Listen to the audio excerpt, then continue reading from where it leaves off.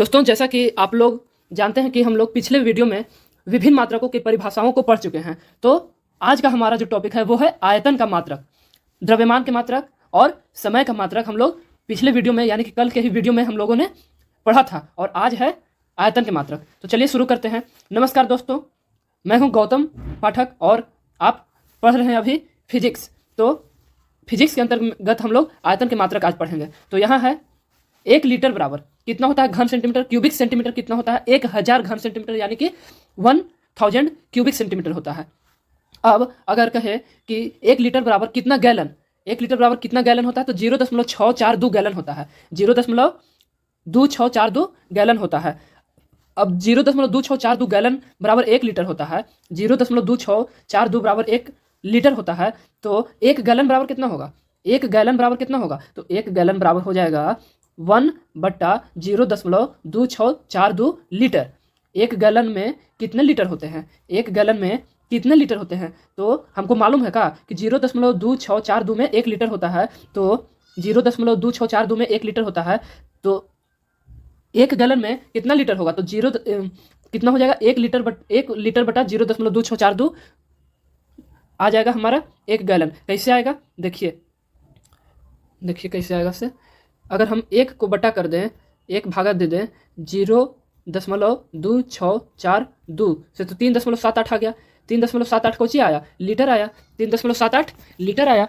1 gallon में 3.78 5 litre होगा। देखिए कैसे आता है, तो चूंकि 0.2642 गैलन में क्या है 1 लीटर है, 0.2642 में 1 लीटर है तो 1 गैलन में कितना होगा, 0.2642 गैलन में 1 लीटर है तो 1 गैलन में कितना होगा 1/0.2642 0.2642 गुने 1 जो ये लिखा है मल्टीपल 1 ये कोची है 1 गैलन लिखा हुआ है और 1 लीटर बटा 0.2642। अगर 1 को हम भाग देंगे 0.2642 से तो 3.785 लीटर आ जाएगा, यानी कि 1 गैलन में 3.785 लीटर। अगर कोई पूछता है कि 3.785 लीटर बराबर कितना गैलन, तो 1 गैलन 3.785 लीटर बराबर कितना गैलन, तो 1 गैलन। चलिए आज खत्म हो गया है क्या, मात्रक खत्म हो गया है, आयतन का मात्रक हो गया, समय का मात्रक हो गया, दूरी का मात्रक हो गया और द्रव्यमान का मात्रक हो गया। ये सब हम लोग पिछले वीडियो में भी पढ़े थे और ये बचा हुआ था आयतन के मात्रक, तो आज पढ़ लिए। अब कह रहा है कुछ सामान्य भौतिक राशियों की विमाएं। तो क्षेत्रफल का विमा क्या होगा, तो क्षेत्रफल का विमा निकालने के लिए हमको सबसे पहले क्या मालूम होना चाहिए कि क्षेत्रफल का क्या होता है, एसआई मात्रक क्या होता है। तो क्षेत्रफल का एसआई मात्रक मीटर स्क्वायर होता है। मीटर क्या है, लेंथ है, तो लेंथ स्क्वायर हो जाएगा। आयतन का एसआई मात्रक मीटर क्यूब होता है और मीटर क्यूब है तो मीटर मतलब लंबाई है, लेंथ है तो लेंथ क्यूब हो गया। घनत्व का एसआई मात्रक, तो घनत्व क्या होता है, घनत्व का क्या होता है एसआई मात्रक केजी मीटर प्रति क्यूब, केजी मीटर प्रति क्यूब होता है। तो केजी क्या है, मास है, केजी क्या है, मास है, तो मास पर कोई पावर नहीं है तो मास, और मीटर क्या है, लेंथ है, तो लेंथ के माइनस में क्यूब। ठीक है।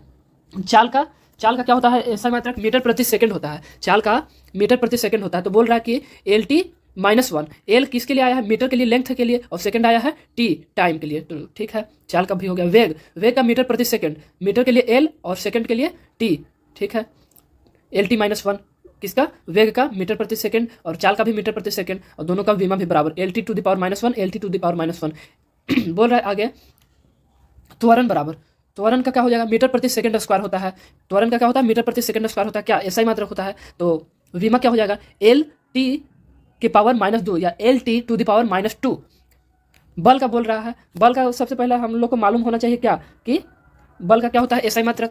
तो बल का एसआई मात्रक न्यूटन होता है, क्या बल का एसआई मात्रक। और अगर उसको फॉर्मूला में देखें तो केजी मीटर प्रति सेकंड स्क्वायर, केजी मीटर प्रति सेकंड स्क्वायर बल का, केजी मीटर प्रति सेकंड स्क्वायर। यानी कि बल का क्या होता है फॉर्मूला F बराबर ma होता है। बल का फॉर्मूला क्या होता है F बराबर ma, तो F बराबर ma, F बराबर m के जगह पे हम केजी लिख सकते हैं, मास के जगह पे केजी लिख सकते हैं, ma, और a के लिए एक्सेलरेशन मैंने मीटर प्रति सेकंड स्क्वायर। तो m हो गया केजी और मीटर प्रति सेकंड स्क्वायर हो गया कोची, मीटर प्रति सेकंड स्क्वायर हो गया a।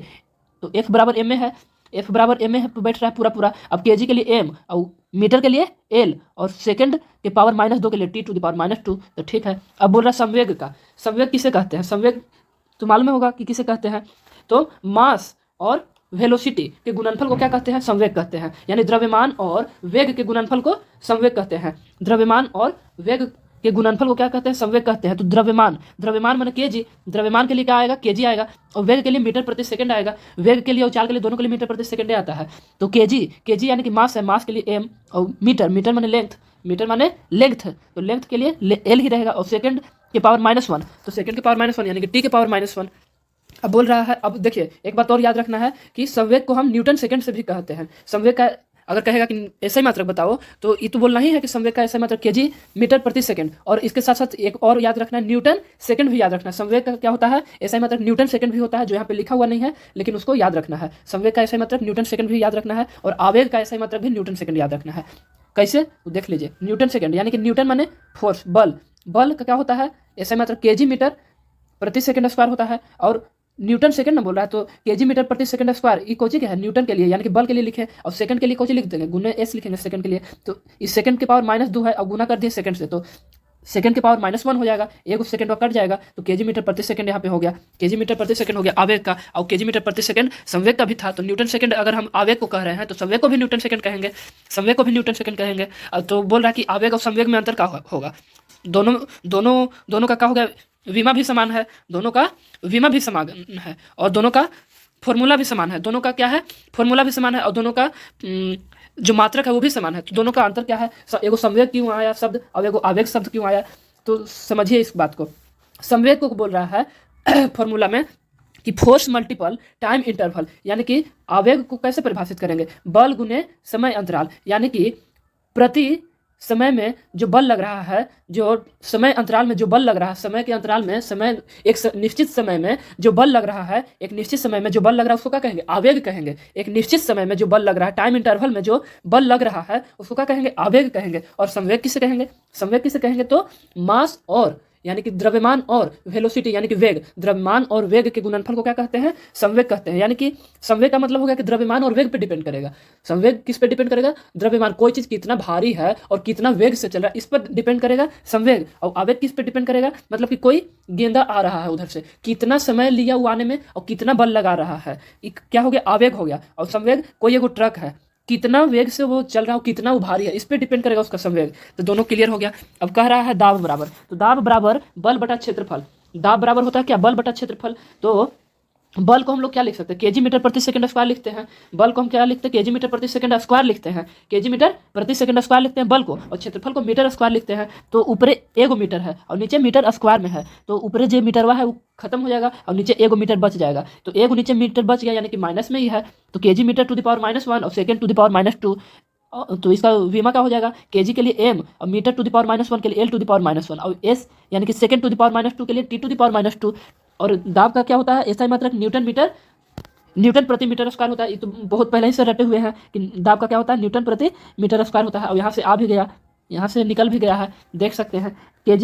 केजी मीटर, केजी प्रति मीटर, केजी प्रति मीटर, केजी, ठीक है, इसको ज़्यादा समझने में भी दिक्कत है। फिर आगे कह रहा है, अब मिसलिनियस क्वेश्चन है, मतलब सब मिला जुला के क्वेश्चन है, एकदम जल्दी जल्दी देख लीजिए, जितना हम लोग पीछे पढ़े उसी का ये निचोड़ है, सार है।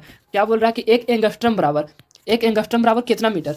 एक एंगस्ट्रम बराबर कितना मीटर? तो बोल रहा है कि एक एंगस्ट्रम बराबर 10 के पावर -10 मीटर। ये तो बस रट लेना है, एक एंगस्ट्रम बराबर 10 के पावर -10 मीटर। और जो एंगस्ट्रम में हम कोची मापेंगे? एंगस्ट्रम में हम क्या मापेंगे? एक बड़ा क्वेश्चन है। तो बोल रहा है कि प्रायः तरंगों के तरंग दैर्ध्य को मापते हैं। तरंगों के तरंग दैर्ध्य कहने का मतलब एक तरह से दूरी है। तरंग दैर्ध्य क्या है? एक तरह से दूरी है। बोल रहा है कि एक एंगस्ट्रम में 10 के पावर -10 मीटर, और एक माइक्रोन, यानी कि माइक्रोन को म्यू से सूचित करते हैं। एक माइक्रोन बराबर कितना मीटर? तो एक माइक्रोन यानी कि एक म्यू बराबर 10 के पावर -6 मीटर होता है। कितना होता है? 10 के पावर -6 मीटर, एक म्यू बराबर। और एक फर्मी बराबर यानी कि 1 एफ बराबर, 1 फर्मी बराबर कितना होगा कि मीटर में? तो 10 के पावर -15 मीटर, 10 के पावर -15 मीटर। अब इसको भी फेमटो बोलते हैं, फर्मी या फेमटो भी बोल सकते हैं, दोनों एक ही चीज़ है। एक फर्मी बराबर कितना मीटर? तो 10 के पावर -15 मीटर। एक फेमटो बराबर तो 10 के पावर -15 मीटर। बोल रहे आधुनिक मापन प्रणाली का प्रारंभ कब हुई? आधुनिक मापन प्रणाली का प्रारंभ कब हुआ? 1875 ईस्वी में। जो आधुनिक रूप में हम लोग मापते हैं कि ये चीज़ 1 मीटर बराबर 100 सेंटीमीटर बराबर 1 मीटर, ये सब मापते ना है हम लोग कि 1 किलोमीटर में होता है 1000 मीटर। तो ये सब आधुनिक मापन प्रणाली का आरंभ कब हुआ? तो 1875 ईस्वी में हुआ। और भारत में मीट्रिक प्रणाली का प्रारंभ कब हुआ? तो 1956 ईस्वी में हुआ। भारत में मीट्रिक प्रणाली का प्रारंभ 1956 ईस्वी में हुआ। भारत में राष्ट्रीय भौतिक प्रयोगशाला यानी कि NPL, नेशनल फिजिकल लेबोरेटरी कहाँ अवस्थित है? तो नई दिल्ली में अवस्थित है। राष्ट्रीय भौतिक प्रयोगशाला कहने का मतलब कि जहाँ से कौन चीज़ कितना मीटर रहेगा, कौन कितना सेंटीमीटर रहेगा, ये सब क्या होता है, निश्चित होता है। तो इस निश्चित होता है कहाँ से, नई दिल्ली से, NPL। सब देश का अपना अपना एगो राष्ट्रीय भौतिक प्रयोगशाला होता है। अमेरिका, इंग्लैंड, सबका अपना अपना भौतिक राष्ट्रीय भौतिक प्रयोगशाला होता है, नेशनल फिजिकल लेबोरेटरी होता है। तो भारत का भी है और नई दिल्ली में अवस्थित है। बोल रहा कोणीय वेग का एसआई मात्रक क्या होता है, तो रेडियन प्रति सेकंड होता है कोणीय वेग का एसआई मात्रक। कोणीय वेग का एसआई मात्रक रेडियन प्रति सेकंड। प्रणोद प्रणोद प्रणोद का एसआई मात्रक न्यूटन होता है। यानी कि प्रणोद एक प्रकार का बॉले जैसा कुछ राशि होगा, भौतिक राशि होगा, उसी का क्या है, प्रणोद का ऐसा मात्रक न्यूटन होता है। और सीजीएस में मात्रक क्या होता है, डाइन होता है। प्रणोद का सीजीएस में मात्रक डाइन होता है। बोल रहा भौतिक राशि है उसका एसआई मात्रक, भौतिक राशि है कुछ और उसका एसआई मात्रक। तो भार का क्या होता है, एसआई मात्रक, तो भार का न्यूटन होता है। अगर सीजीएस मात्रक की बात किया जाए तो डाइन होता है। आगे बोल रहा है कि बल आघूर्ण का एसआई मात्रक क्या होता है, न्यूटन मीटर होता है। और सीजीएस मात्रक डाइन सेंटीमीटर होता है। बल आघूर्ण का एसआई मात्रक न्यूटन मीटर और डाइन सेंटीमीटर। अगर आपसे पूछ दे कि कोणीय वेग का क्या होता है, एसआई मात्रक क्या होता है, कोणीय वेग का एसआई मात्रक आप क्या बताइएगा, रेडियन प्रति सेकंड बताना। कोणीय वेग का एसआई मात्रक रेडियन प्रति सेकंड बताना है। अगर पूछ देगा कि 10⁻−15 मीटर किसके बराबर है, 10⁻−15 मीटर को हम लोग क्या बोलेंगे, तो क्या बताइएगा 10⁻−15 को, तो फेमटो बोल सकते हैं या फर्मी, फेमटो या फर्मी बोल सकते हैं, फेमटो या फर्मी बोल सकते हैं। ठीक है, 10⁻−15 मीटर बराबर 1 फर्मी या 1 फर्मी या ठीक है 1 फर्मी या जो भी बोलते हैं। भार का होगा न्यूटन, बल आघूर्ण का न्यूटन मीटर, और कार्य का होगा न्यूटन मीटर या जूल। न्यूटन मीटर या जूल को भी हम लोग क्या बोल सकते हैं, डाइन सेंटीमीटर या अर्ग बोल सकते हैं। कार्य का अगर सीजीएस मात्रक पूछेगा तो अर्ग बताना है, और डाइन भी होता है। सीजीएस मात्रक ही डाइन और अर्ग दोनों है। किसका, डाइन सेंटीमीटर बोलना है, ये गलती कभी नहीं करना कि केवल डाइन होता है। डाइन सेंटीमीटर होता है किसका, कार्य का अगर पूछेगा सीजीएस मात्रक तो डाइन सेंटीमीटर या अर्ग। कार्य का सीजीएस मात्रक डाइन सेंटीमीटर या अर्ग। और अगर पूछेगा कि कार्य का एसआई मात्रक बताइए तब न्यूटन मीटर बोलिए या जूल बोलिए, एक ही चीज़ है। चलिए नेक्स्ट क्वेश्चन है कि भौतिक राशियां और देख लीजिए कौन कौन है। तो ऊष्माधारिता का बताइए, ऊष्माधारिता का एसआई मात्रक क्या होगा, जूल प्रति केल्विन। जूल प्रति केल्विन बोलते हैं ऊष्माधारिता को, जूल प्रति केल्विन। ठीक है, किसका, ऊष्माधारिता का एसआई मात्रक जूल प्रति केल्विन। और विशिष्ट ऊष्मा का क्या होगा, विशिष्ट ऊष्मा का क्या हो जाएगा, तो जूल प्रति किलोग्राम प्रति केल्विन। जूल प्रति किलोग्राम प्रति केल्विन, जूल प्रति किलोग्राम प्रति केल्विन किसका, विशिष्ट ऊष्मा का एसआई मात्रक होता है जूल प्रति किलोग्राम प्रति केल्विन। अब कह रहा है कि गुप्त ऊष्मा का क्या होगा, गुप्त ऊष्मा का जूल प्रति किग्रा या जूल प्रति किलो या जूल प्रति किलोग्राम, एक ही चीज है। गुप्त ऊष्मा का एसआई मात्रक जूल प्रति किलोग्राम, जूल प्रति किलोग्राम गुप्त ऊष्मा का, और जूल प्रति किलोग्राम प्रति केल्विन विशिष्ट ऊष्मा का, जूल प्रति किलोग्राम प्रति केल्विन विशिष्ट ऊष्मा का, और जूल प्रति किलो गुप्त ऊष्मा का। बोल रहा कि तरंग दैर्ध्य का क्या होगा, मीटर होगा। तरंग दैर्ध्य पहले भी बताया था कि क्या है, एक प्रकार का दूरी है, तो दूरी का मीटर। चलिए ठीक है, आवृत्ति का बताइए। आवृत्ति का मीटर सेकंड होता है, आवृत्ति का मीटर सेकंड होता है। आवृत्ति का क्या होगा, आवृत्ति का प्रति सेकंड, अगर गलती बोल दिए होंगे तो सॉरी। आवृत्ति का प्रति सेकंड होता है, आवृत्ति का प्रति सेकंड, यानी कि 1/s 1/सेकंड। आवृत्ति का 1/s या 1/सेकंड प्रति सेकंड। बोल रहा है कि गुरुत्वाकर्षण नियतांक का क्या होगा, गुरुत्वाकर्षण नियतांक का एसआई मात्रक क्या होगा, न्यूटन मीटर स्क्वायर प्रति kg square. Newton metre square प्रति kg square, newton metre square प्रति केजी स्क्वायर किसका होगा, गुरुत्वाकर्षण नियतांक का। अब आगे कह रहा आवेश का क्या होगा, मात्रक एसआई मात्रक कूलम्ब। आवेश का एसआई मात्रक कूलम्ब, अगर सी से सूचित करते हैं। विद्युत विभव का वोल्ट, विद्युत विभव का वोल्ट। और अगर कहेगा विभवांतर का तो वोल्ट। विशिष्ट प्रतिरोध का ओम मीटर, विशिष्ट प्रतिरोध कह रहा तो ओम मीटर। और अगर केवल प्रतिरोध कहेगा तब ओम, और अगर प्रतिरोधकता कहेगा तब भी ओम मीटर। विशिष्ट प्रतिरोध का ओम मीटर, और अगर कहेगा प्रतिरोधकता तब भी ओम मीटर। लेकिन अगर केवल प्रतिरोध कहेगा तब केवल ओम बोलना है। केवल प्रतिरोध केवल ओम, विशिष्ट प्रतिरोध ओम मीटर, और प्रतिरोधकता ओम मीटर। कह रहा है आगे कि चुंबकीय क्षेत्र या टेस्ला, चुंबकीय क्षेत्र या चुंबकीय प्रेरण। तो चुंबकीय क्षेत्र को हम लोग टेस्ला कहते हैं क्या, एसआई मात्रक में।